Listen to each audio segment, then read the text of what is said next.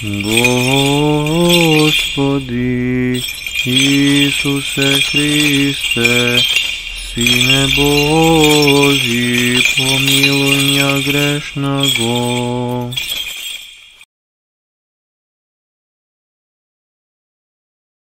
I Sina i Svetijog Duha. Amin. Возлюбени во Христа Бога, браќа и сестри, пред многу години денес светиот богослов и подвижник од целиот православен свет, признаен и прифатен како таков, Свети Јустин Челиски, кажа една мисла со која што ја скандализира целата цивилна, па и добар дел од духовната, односно црковната јавност. Тој тогаш ја употреби фразата небесна Србија. И веднаш безбожниот свет на балканскиве простори во таа изјава препозна ретко виден српски шовинист. Иако Свети Јустин не можеше да каже такво нешто, бидејќи само тоа не беше. Но тој сакаше да каже нешто друго. Со тоа сакаше да го каже она што јас сега сакам да ви го кажам. Денеска нашата света помесна Македонска православна црква го слави празникот на сите македонски свети. Бројот нивни не се знае. Она што го читаме во календарчињата е ништо наспроти она што Господ го знае. Колку свети души ова земја и овој народ родиле. И сите тие го населиле небо. Свети Јустин Попович не мислео за небесното царство по аналогија на земјописот, географските поими што важат овде и сега за овој свет и за оваа земја, туку според небописот. А според небописот постои и небесна Македонија, браќи и сестри. Постои небесна Русија, и небесна Грузија, и небесна Бугарија, и небесна Антиохија. Да не збориме за небесна Грција. Браќи и сестри, никаква грешка не е посред. Постои секако и небесна Македонија, и небесна Србија. И само безбожниците може да се соблазнат од тие извонредно прецизни поими со кои што се сложи еден врвен богослов, подвижник и пастир на светата православна црква. Во таа смисла, најмили мои, и денешното Свето Евангелие, кое што го објаснува значењето на денешниот празник, зачатието на Свети Јован Крстител и претеча Христос.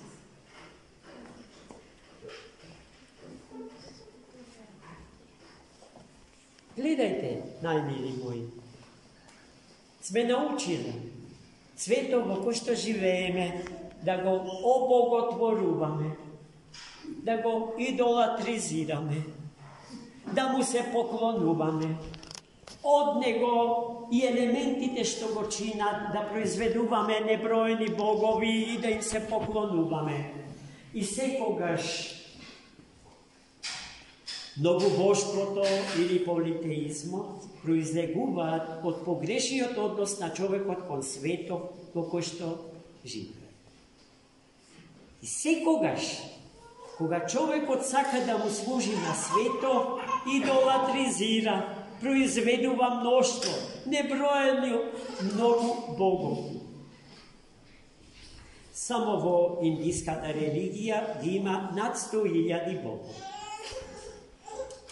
За словенскиот политеизам можеме на сличен начин, како за индискиот да зборуваме, а за грчкиот и римскиот.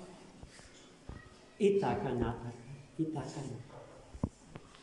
Но секогаш, кога светот му служи на човекот, човекот е спасен од таа опасност. Бидејќи функцијата на светот е токму таа да му служи на човекот, а човекот да му служи на Бога.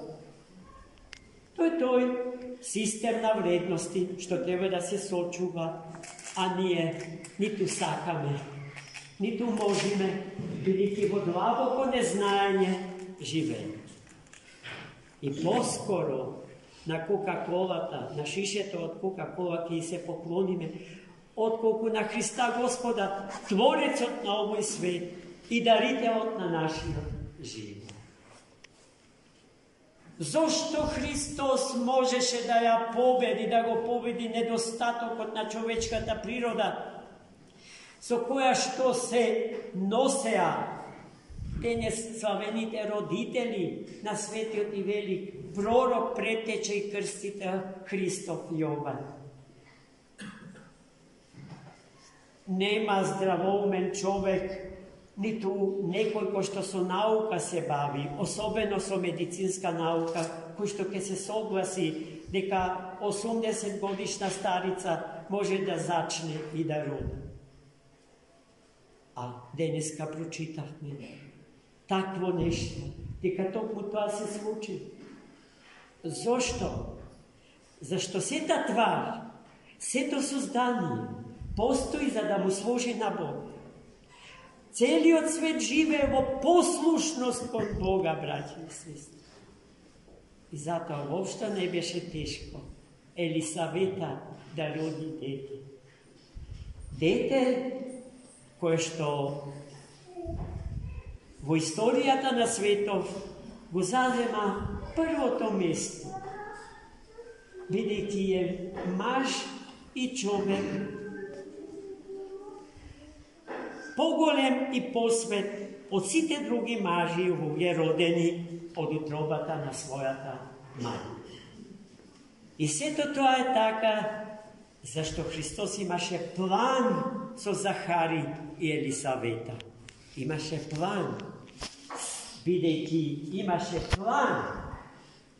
Природата на човекот и природата на овој свет се стави во служба на планот Божи. Затоа, најмили мои, тоа што нам луѓето ни е неможно, на Бога му е можно. И од тоа, и дали ќе биде така или не зависи од нашата вера во тоа, што сега го кажавме. Тоа е духовен аксиом, надвор од кој што не смее да се излезе и да се размислува, бидејќи се запатиме по погрешни патишта што водат до земјата не вратија. Зошто денеска светот и човештвото толку многу страдаат? Затоа што живеат во непослушност кон Бога, браќа и сестри.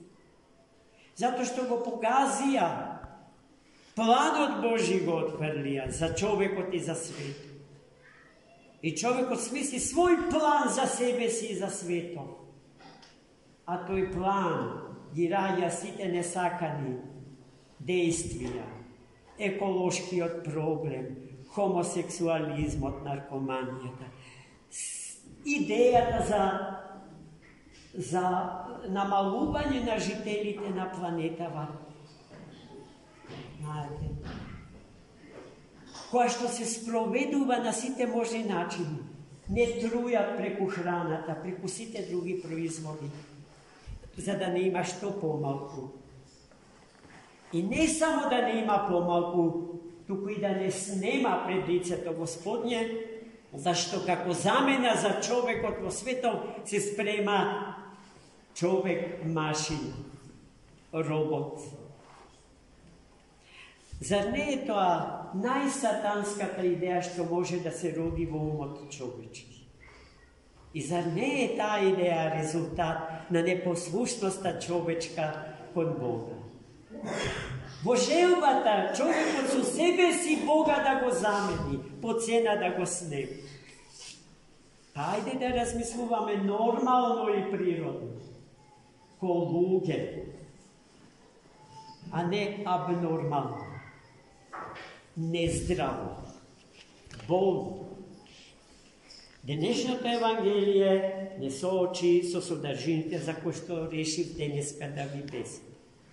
Се надевам дека сите овие зборови ќе ги примите со срце и со душа и ќе застанете една за секогаш на патот што води кон Бога, кон Царството Небесно, а таму не чекаат сите македонски светители, чиј празник го празнуваме денеска, а тој дел од Царството на Троедниот Бог, Отецот, Синот и Духот Свет, се нарекува